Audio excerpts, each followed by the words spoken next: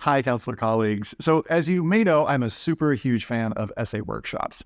I think they can be more effective, more connective, and ultimately sometimes more efficient when it comes to helping guide students through this process. So in this little video series, I want to share with you here in video one, how do you help students, first of all, come up with more uncommon ideas?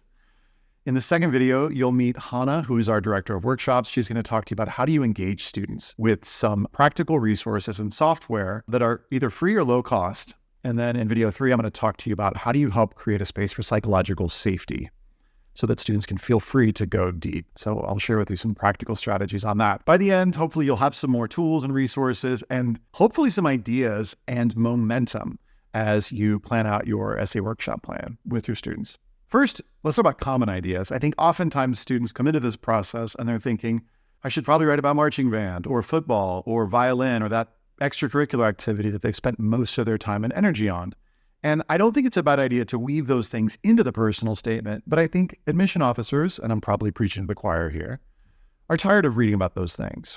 They're also sometimes students coming in with like, I should write about my biggest challenge because they've read a great personal statement that's on a great challenge and they've been moved by it.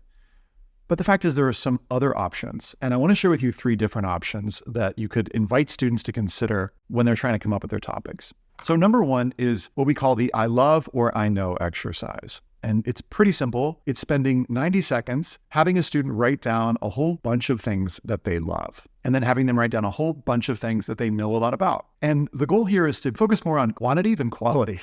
Because it could be that 17th thing that they write down is something like more uncommon, like rock climbing or board games, as you know I love. And the goal here is to sort of get them thinking about just a wide range of possibilities. Because it could be that, let's take the rock climbing example, that when you ask the student in part two, well, what are some different values that you could connect rock climbing to? Well, if they know a lot about it, chances are this is going to be what I call a more elastic topic and allow them to connect rock climbing to, for example, their sense of health and self-care, or their sense of community. And those already start to make for more interesting paragraphs because you've got a topic that is something that they're fired up to talk about that's a little bit more uncommon and it's a little bit more elastic.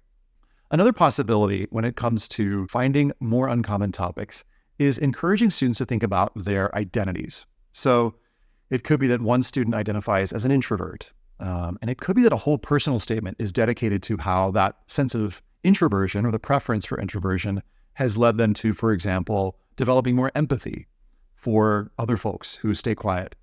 Maybe that introversion has allowed them to learn to think more critically and process things before they say them aloud. And so I love it when a student uses one identity, but I also really love it when students describe multiple different ways that they identify. So maybe one paragraph is about the way that they identify, but maybe the second paragraph is about a different way that they identify.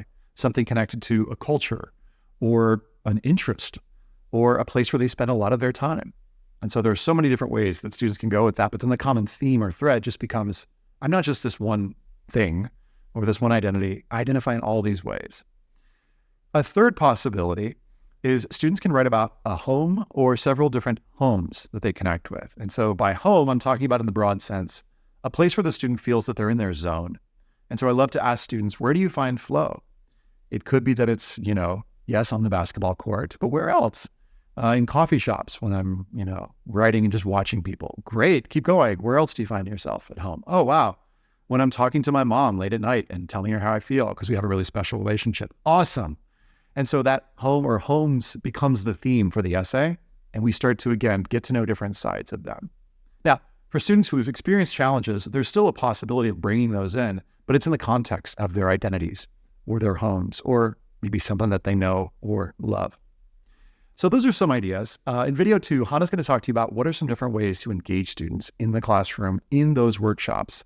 And then, like I said, in video three, I'm excited to talk to you about how do we create safety so that students feel free to go deep. All right, stay tuned.